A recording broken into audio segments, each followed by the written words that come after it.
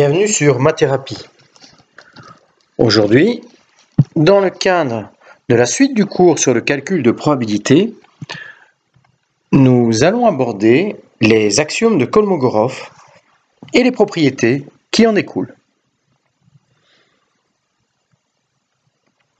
C'est à partir de 1930 qu'Andrei Kolmogorov fonde mathématiquement la théorie des probabilités. Il publie en 1933 son travail fondamental Grundbegriff des Wahrscheinlichkeitsrechnung, en posant les trois axiomes des probabilités qui définissent de manière rigoureuse et consistante les probabilités. Une probabilité P est une application de l'ensemble des événements dans l'ensemble des réels, tel que pour tout événement A, on est la probabilité que l'événement A se réalise est un nombre positif. Alors, comme une probabilité, comme nous l'avons vu dans la vidéo précédente sur l'introduction au calcul de probabilité, est un quotient de deux nombres, c'est la règle de la place. Le numérateur représente le cardinal de A, c'est-à-dire le nombre d'éléments qui se trouvent dans l'ensemble A, et le dénominateur de la fraction est le cardinal de oméga, c'est-à-dire le nombre de cas possibles. Puisque c'est un quotient de deux nombres positifs, il est donc logique que la probabilité d'obtenir l'événement A soit un nombre positif. Dans un deuxième temps, la probabilité de l'événement certain, la probabilité de oméga, est égale à 1, à 100%. Nous avons 100% de chance, quand on lance une pièce, d'obtenir soit de pile, soit de face. La probabilité de deux événements disjoints, A et B, alors je vous rappelle que pour que deux événements soient disjoints, il faut que leur intersection soit l'ensemble vide. Eh bien, la probabilité de deux événements disjoints A et B est la somme des probabilités de ces événements séparés. Donc, si l'intersection est vide, alors la probabilité de l'union de ces deux ensembles est égale à la somme des probabilités de ces deux ensembles respectifs. PA union B est égal à PA plus PB. Ces trois axiomes sont appelés les axiomes de Kolmogorov. Le mathématicien Jean Dieudonné souligne plus tard, en 1977, ou 77 pour nos amis français, que le calcul des probabilités en tant que discipline n'existe guère que depuis 1933, comme partie de la théorie moderne de l'intégration.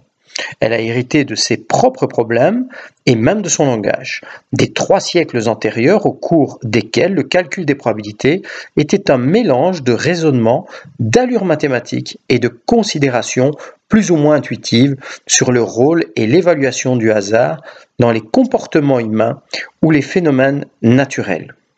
Il est normal dans une discipline, quand on change de paradigme, donc ça c'est de l'épistémologie, ça arrive en sciences, ça arrive en mathématiques, qu'il faille un certain temps pour réussir à convaincre les autres membres de la communauté mathématique ou la communauté scientifique.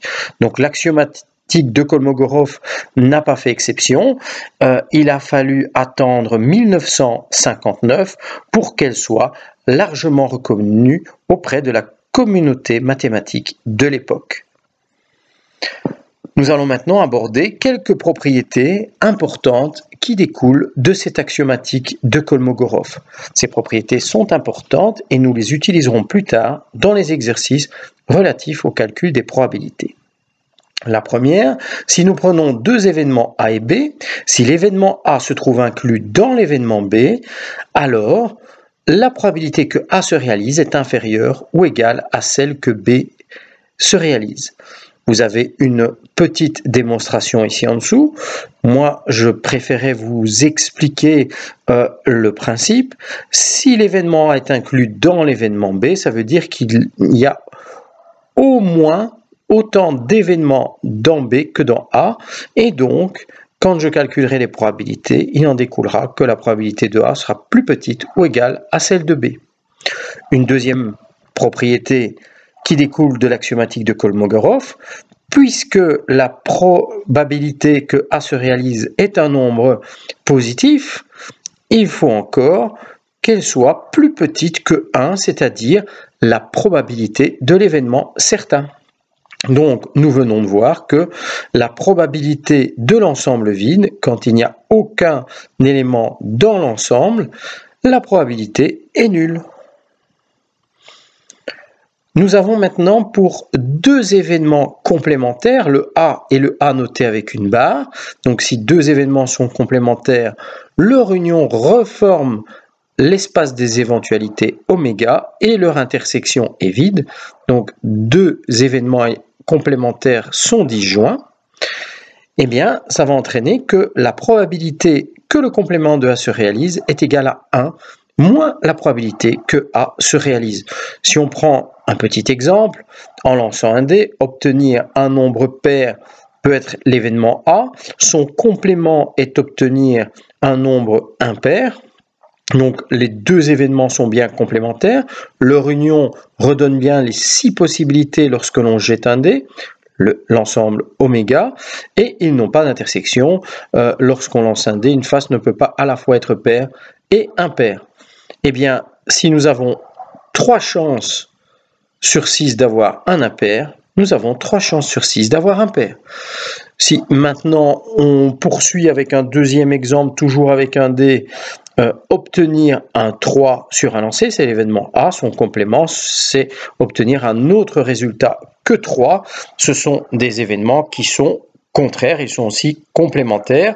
Si j'ai une chance sur 6 d'obtenir un 3, j'ai donc 100% moins 1 sur 6, j'ai donc 5 chances sur 6 d'obtenir un autre résultat que 3. Ce qui donne, comme prévu, PA plus PB est égal à 1. Une application importante, la probabilité de l'événement au moins 1. Alors, au moins 1, si je lance 3 fois de suite une pièce de monnaie et j'observe la face supérieure, donc c'est soit de pile, soit de face, je me pose la question, quelle est la probabilité d'obtenir au moins une face? Le complément d'obtenir au moins une face, c'est ne pas obtenir de face. Et ne pas obtenir de face, c'est-à-dire obtenir 3 fois de suite un pile.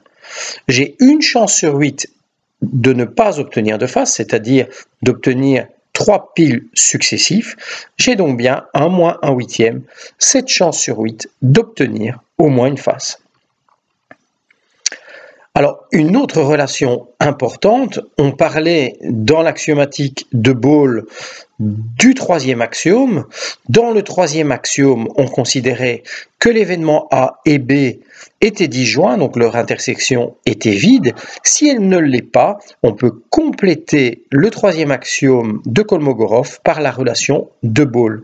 La probabilité de l'union de deux ensembles est égale à la probabilité de A plus la probabilité de B, moins la probabilité de l'intersection. La généralisation du troisième axiome de Kolmogorov, c'est-à-dire qu'on peut repartir d'événements disjoints, mais on n'est pas obligé de n'en avoir que 2, on peut en avoir un nombre n, c'est-à-dire un événement A1, A2, A3 et ainsi de suite jusqu'à n. Si l'intersection relative de deux ensembles, l'un par rapport à l'autre, donne l'ensemble vide, la probabilité de l'union de ces ensembles est égale à la probabilité, à la somme des probabilités de ces ensembles respectifs. Voilà, on en a terminé pour les propriétés relatives aux 3 axiomes de Kolmogorov. Nous nous retrouverons dans une troisième vidéo de théorie pour aborder le calcul par probabilité conditionnelle et les événements indépendants. À bientôt sur Mathérapie. Au revoir.